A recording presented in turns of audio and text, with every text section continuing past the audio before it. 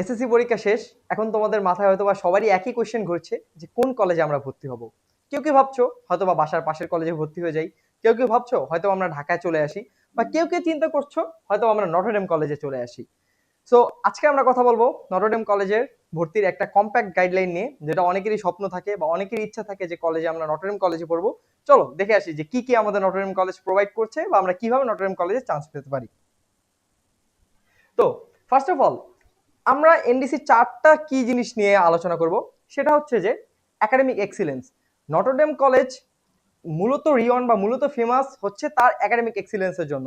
প্রতি বছর একটা হিউজ অ্যামাউন্টের ভার্সিটি অ্যাডমিশন ক্যান্ডিডেট আমরা দেখি নটরডেম কলেজ থেকে, এবং এখান থেকেই বুয়েট, মেডিকেল, যদি আমি একটু বলি বুয়েট,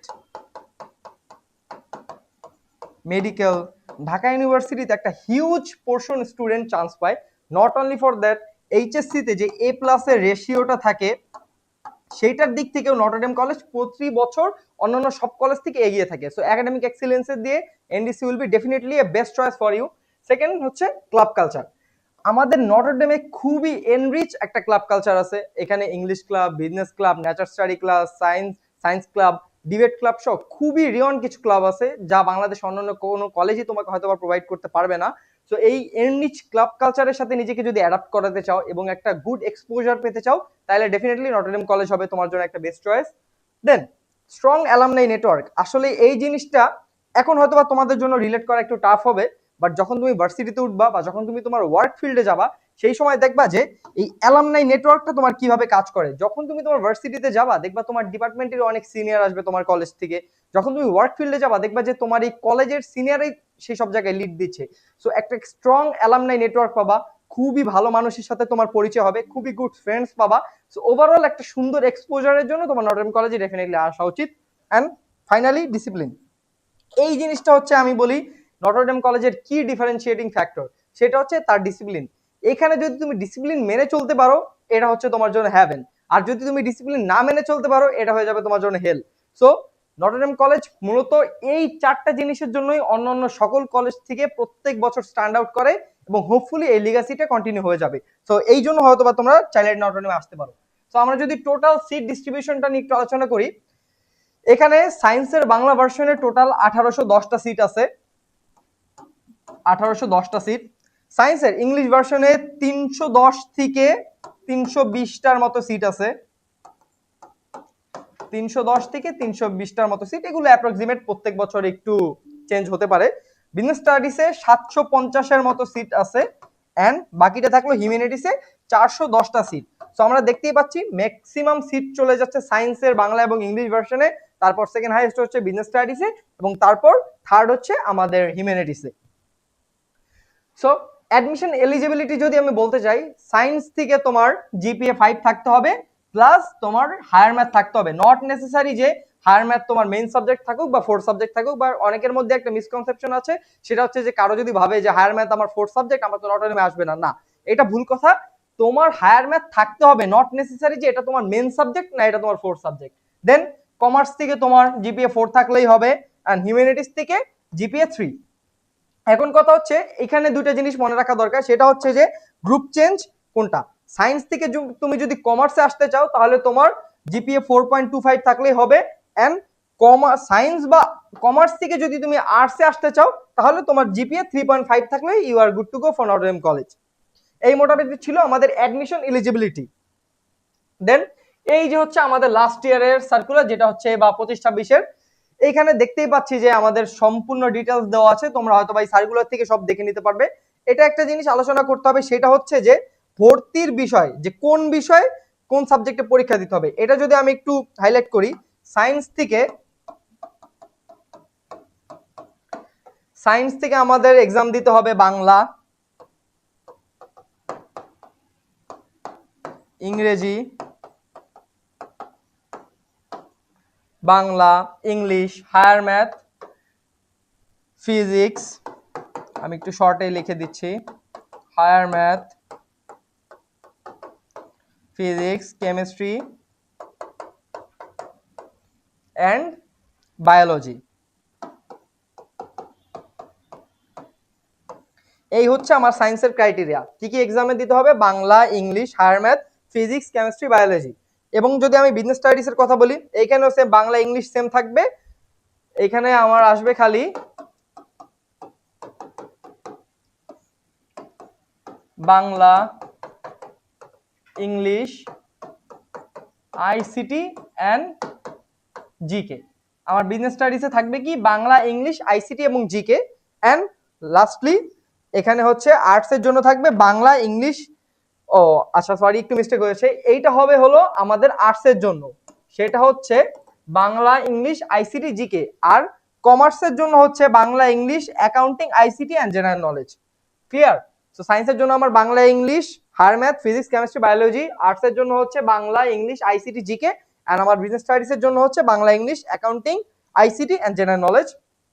সো এই মোটামুটি ছিল আমাদের এক্সাম। এইসব টপিকের উপর হচ্ছে আমাদের এক্সাম দিতে হবে।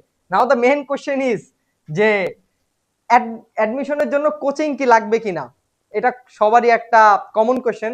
আমি বলবো এই জিনিসটা টোটালি সাবজেক্টিভ। বাট যদি আমি বলি আমার ক্ষেত্রে কি হয়েছে, আমি কোচিং করি নাই, and that is the thing. But এখন কথা হচ্ছে এখানে কি ডিফারেন্সিয়েটিং ফ্যাক্টরসটা কোথায়, বা এখানে কনফিউশনটা কোথায় ক্রিয়েট হয়? ক্রিয়েট হচ্ছে কি, সাপোজ যার বেসিক অনেক ভালো, ধরেন তার এসএসসি তে খুবই ভালো একটা স্ট্যান্ডার্ড বেসিক ছিল, এখন তাই সে কোচিং করুক, সে কোচিং না করুক, সে ইভেন একদিন আগে পড়লেও সে চান্স পেয়ে যাবে। আবার যার বেসিক খুবই দুর্বল, বাট এসএসসির পরে তার ইচ্ছা হয়েছে সে নটরডেমে পড়বে, বাট সেই ক্ষেত্রে দেখা যাচ্ছে কি তার যতই কোচিং করুক না কেন অনেক জিনিস তার মাথায় লোড দেওয়া হবে, বাট ইভেনচুয়ালি সে প্রপার আউটপুটটা নিয়ে আসতে পারবে না। সো আমি বলবো এই জিনিসটা খুবই সাবজেক্টিভ, যে কেউ কোচিং করে চান্স পায়, কেউ কোচিং না করে চান্স পায়। বাট কলেজ থেকে বা কলেজের স্যাররা বা সবাই রিকমেন্ড করে হচ্ছে যে তোমরা কোচিং করো না, বিকজ আমাদের যেই সব কোশ্চেন আসবে সব বই থেকে বা এসএসসি ওরিয়েন্টেড জিনিসপত্র থেকে আসবে। বাট তাও কারো যদি ইচ্ছা থাকে করতে, সে ডেফিনেটলি করতে পারো। বাট জিনিসটা টোটালি সাবজেক্টিভ, এটা আসলে ইয়েসও বলা যায় না যে তুমি কোচিং করো না, আবার নো বলা যায় না কোচিং করো না। এখন বলতে পারেন ভাইয়া কেন? তাও যদি আমি বললাম তুমি কোচিং করো, এন্ড অনেক ওয়ার্কলোড, তুমি অনেক পড়াশোনা করলা, বাট ইভেনচুয়ালি তুমি চান্স পাইলা না, সেই সময় তুমি আমাকে এসে ধরবা? বাট আবার বললাম যে ভাইয়া তুমি কোচিং করো না, এখন সেই সময় তুমি চান্স পেলে না, সেই সময় তো তুমি আমাকে বলবা যে ভাই আপনি তো কোচিং করতে মানা করছেন, বাট জিনিস তো আমার কমন পড়ে নাই। সো জিনিসটা টোটালি সাবজেক্টিভ, এখন ডিপেন্ডস করতেছে তোমার তোমার প্রিপারেশন বা তোমার কতটুকু ক্যালিবার আছে তার উপর। দেন কিভাবে পড়া উচিত, যা আমি বললাম যে বাংলা, ইংলিশ, অ্যাকাউন্টিং, আইসিটি এগুলো তো আমাদের ছিলই। আর প্রত্যেকটা ক্ষেত্রে আমি বলবো যে আমাদের ফার্স্ট অ্যান্ড ফরমোস্ট ফোকাস থাকবে বোর্ড বুক। আমাদের যেই বোর্ড বুকটা আছে এইটাই হচ্ছে আমাদের ফার্স্ট অ্যান্ড ফরমোস্ট ফোকাস। কেন? আমাদের বোর্ড বুকেই দেখবো যে কলেজের টিচাররা যখন কোশ্চেন করে বা কলেজে যে আঙ্গিকের কোশ্চেন গুলো হবে মেজরিটি হচ্ছে তার বোর্ড বই থেকে কোশ্চেন হবে, সো বোর্ড বই বাইরে দিবে না। এখন কথা হচ্ছে যেমন আমাদের সময় প্রবলি 60 মার্কের কোশ্চেন আসছিল, তো 60 মার্কের মধ্যে দেখা যাচ্ছে যে অলমোস্ট 50% মানে 50 মার্কসের কোশ্চেনই বোর্ড বই থেকে আসছে। এখন কথা হচ্ছে ভাই যে 10টা আমার আসে নাই, এই 10টার জন্য কি করব?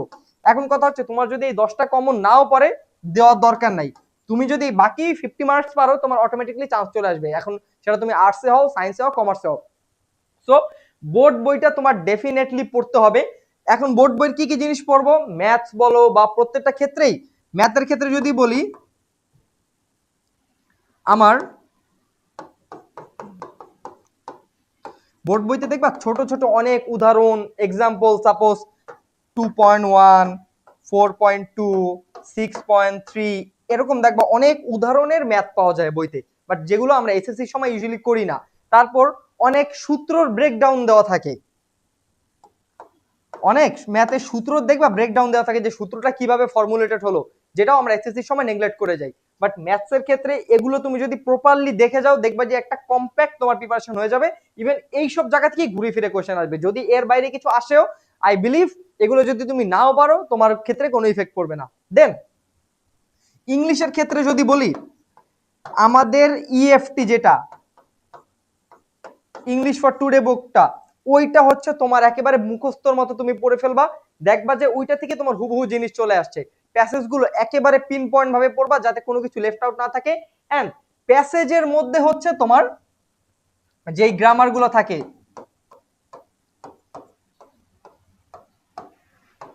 প্যাসেজের মধ্যে দেখবা তোমার অনেক গ্রামার থাকে, এই গ্রামারগুলো তোমার ভালো মতো ফাইন্ড আউট করতে হবে, ফাউন্ড আউট করে এই গ্রামারগুলো ভালো করে করতে হবে। Same goes for physics, chemistry বলো বা accounting, maths, general knowledge. General নলেজটার জন্য একটা সাজেশন থাকবে, সেটা হচ্ছে কারেন্ট অ্যাফেয়ার্সটা যদি পড়বা,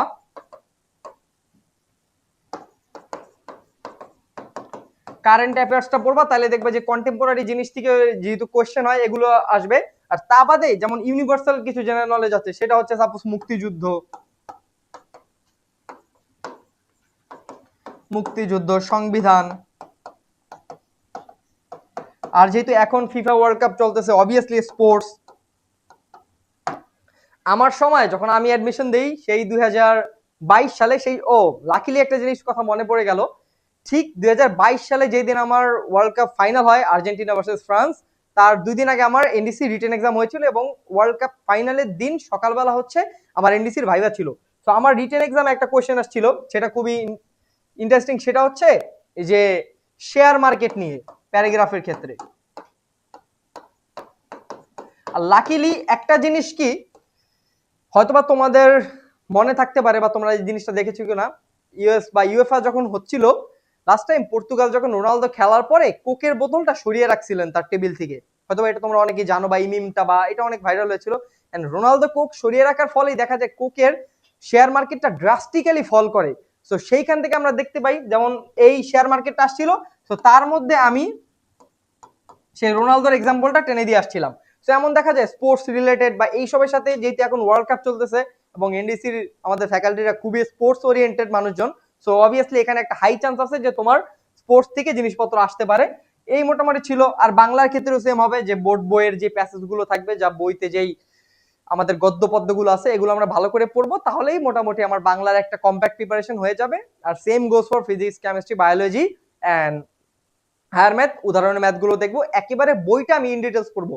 যদি এইটা আমার হয়ে থাকে, আই থিঙ্ক এই বইগুলো যদি তোমরা সবাই এইভাবে পড়তে পারো, এখানে ছবিতেও যেভাবে পড়তেছে, আমি মনে করি তোমার হয়তো বা কোনো কোচিংও দরকার হবে না, তোমার কোনো এক্সটার্নাল গাইডও দরকার হবে না। তা বাদে যদি তোমার কিছু কমন না পড়ে, ধরো 10 to 15% বা 10 to 20%, আই বিলিভ বাকি তুমি যদি 80% পারো, তোমার চান্স 100% হয়ে গেছে। ওই 10% তোমার না পারলেও কোনো কিছু আসে যায় না। তো এই ছিল মোটামুটি আমাদের পড়াগুলো, আমরা কিভাবে পড়াগুলো গুছাবো বা কোন জায়গা থেকে কিভাবে কোশ্চেন গুলো আসে। এন্ড চ্যালেঞ্জেস অফ এনডিসি, যেটা হয়তো সবাই বলে না। এখন বলতে পারেন ভাই আপনি তো এনডিসি তে পড়ার জন্য এনকারেজ করতেছেন, তাহলে এখন কেন আবার চ্যালেঞ্জেস বলতেছেন? বাট এটা আমার বলা উচিত, নট নেসেসারি, আমার সবারই এটা বলা উচিত। এনডিসি তে কি কি চ্যালেঞ্জ তুমি ফেস করতে পারো যদি আসো? হাই একাডেমিক প্রেশার, যেটা হচ্ছে এনডিসির একটা ডিফারেন্সিয়েটিং ফ্যাক্টর, সেটা হচ্ছে যে প্রচুর একাডেমিক প্রেশারের মধ্যে দিয়ে তোমাকে যেতে হবে। তোমার কুইজ থাকবে, তোমার ক্লাস থাকবে, তোমার ক্লাবিংস থাকবে, তোমার কোচিং থাকবে, ইভেন কিছু না কিছুতে তুমি রেগুলারলি নিজেরে ব্যস্ত পাবা। তো যার ফলে হবে কি, তুমি কিন্তু প্রচুর একটা একাডেমিক প্রেশারের মধ্যে দিয়ে যাবা, যেটা সামটাইমস অনেকের ক্ষেত্রে আনবিয়ারেবল হয়ে যেতে পারে। সো একটা হাই একাডেমিক প্রেশার থাকবে, এই জন্য আমি মনে করব যে একটা প্রপার মাইন্ডসেট নিয়েই তুমি এনডিসি তে অ্যাডমিশন দাও, যে তুমি এনডিসি তে সার্ভাইভ করতে পারবা। দেন কম্পিটিটিভ এনভায়রনমেন্ট, এইটাকে আমি বলবো একটা good thing for NDC, but অনেকেই বলবে এটা একটা ব্যাড থিং, বিকজ তুমি দেখবা যে তোমার ফ্রেন্ডস যারা আছে বা তোমার আশেপাশের বেঞ্চের তোমার ফ্রেন্ড, তোমার সামনের বেঞ্চের ফ্রেন্ড, ইভেন তোমার পিছের বেঞ্চে যে থাকবে, সবাই দেখবা কোনো না কোনো জেলার হয়তো বা টপার, কোনো না কোনো স্কুলের হয়তো বা টপার, কোনো না কোনো সেগমেন্টে তাদের থেকে তারা বেস্ট আউটপুটটা দিয়েছে। সো যার ফলে দেখা যায় প্রচুর একটা কম্পিটিটিভ এনভায়রনমেন্ট আমাদের এখানে হোল্ড করে এনডিসি তে, যার ফলে দেখা যাচ্ছে যে অনেকে এই কম্পিটিটিভনেসের জন্য নিজেকে হারিয়ে ফেলতে পারে। সো নিজের যে আইডিওলজি তা থেকে হয়তো বা ডিরাইভ হয়ে যেতে পারে। সো এই কম্পিটিটিভ এনভায়রনমেন্টটাও তোমাকে এনডিসি তে আসলে ফেস করতে হবে।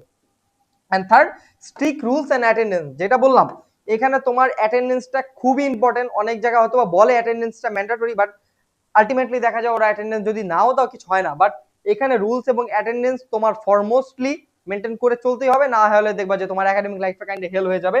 এন্ড হেভি ওয়ার্কলোড, যেটা বললাম যে কুইজ থাকবে, তোমার ক্লাব থাকবে, তোমার কোচিং থাকবে, বাট দিন শেষে you have to finish it all. একটা কথা আছে না, the show must go on, এরকম হচ্ছে অবস্থা, যে যেই পরিবেশে থাকো বা যেই সিচুয়েশনেই থাকো, তোমার সবকিছু চালায় যেতে হবে, যে the show can not be stop. এরকম হচ্ছে জিনিস। আর আরেকটা কথা সেটা হচ্ছে যে যেটা বললাম, এই চারটা জিনিস বাদেও দেখা যাচ্ছে যে আমাদের অনেক ফ্রেন্ড ছিল আমাদের সাথে, প্লাস আমাদের অনেক ব্যাচমেট ছিল, হয়তোবা তারা কোনো কারণে এনডিসি কন্টিনিউ করতে পারেনি, হয়তোবা এই প্রেশার বা এনভায়রনমেন্ট বা দা ওয়ার্কলোড, দেখা যায় যে 2-3 মাস পরে হয়তোবা তার গ্রামের কলেজে চলে গেছে, বা তার যে প্রেফার্ড কলেজটা ছিল সেটা সেরে সে এনডিসি থেকে চলে গেছে। বাট আমি সাজেস্ট করবো যে যারা এনডিসি অ্যাডমিশন দিতে চাচ্ছ বা এনডিসি নিয়ে চিন্তা ভাবনা করছো, দেওয়ার আগে অন্তত এই চার জিনিস বা এই জিনিসগুলো একটু মাথায় রাখবা যে না, আমাদের জিনিসগুলো এভাবে ফাংশন করে, আমার এই মাইন্ডসেট নিয়ে আগাতে হবে, তাইলে দেখবা যে এনডিসির জন্য একটা গুড প্রিপারেশন তোমার হয়ে যাবে। এন্ড ফাইনালি, এটা আমার একটা নিজের অবজারভেশন যে এনডিসি আমাকে কি কি দিল।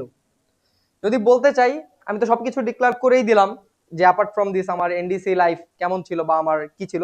বাট ওভারঅল এনডিসি থেকে যদি আমি বলি, আমি কিছু গুড ফ্রেন্ডস পেলাম, আমি খুব সুন্দর একটা নেটওয়ার্ক পেলাম। ইভেন আমরা এখন ডিউতে যারা আছি, আমি ঢাকা ইউনিভার্সিটিতে পড়ছি, দেখা যাচ্ছে যে আমাদের ফ্রেন্ডসদের মেজরিটি আমাদের এনডিসি থাকে। তো সুন্দর একটা ওয়ার্ক এনভায়রনমেন্ট প্লাস সুন্দর একটা স্টাডি এনভায়রনমেন্ট পেলাম। এবং এনডিসি আমাকে শিখালো যে how to face the obstacle while in the different situation, মানে যত খারাপ সিচুয়েশনে থাকি না কেন, কিভাবে এই ওয়ার্কলোডটা মেনটেন করব, কিভাবে সামনের দিকে নিজেকে আগিয়ে নিয়ে যাব। ওভারঅল আমি বলবো যে খুবই ছোট্ট একটা সময় ছিল, যেহেতু আমরা এই জুলাই আপরাইজিং এর সময় এনডিসি থেকে বের হয়ে গেছি, অলমোস্ট আমরা 12 থেকে 14 মাসের মতো কলেজে পেয়েছিলাম। তো আমি সাজেস্ট করবো যে এই তোমরাও আসো, অবভিয়াসলি চ্যালেঞ্জটাকে ফেস করো। তো এনডিসি থেকে আমার আসলে দেওয়ার কিছু নেই, বাট আমি খুব অনেক কিছু নিয়ে বের হয়েছি, হোপফুলি তোমরা সেটা উপভোগ করতে পারবে। তো এই ছিল মোটামুটি এনডিসির একটা বেসিক গাইডলাইন। আই হোপ তোমরা সবাই এনজয় করবো, এবং যেই যাই করুক না কেন, তোমরা তোমাদের একটা প্রপার মাইন্ডসেট নিয়ে নামো যে হোপফুলি তোমরা পারবা এটা ক্র্যাক করতে। And hope for the best. Thank you everyone.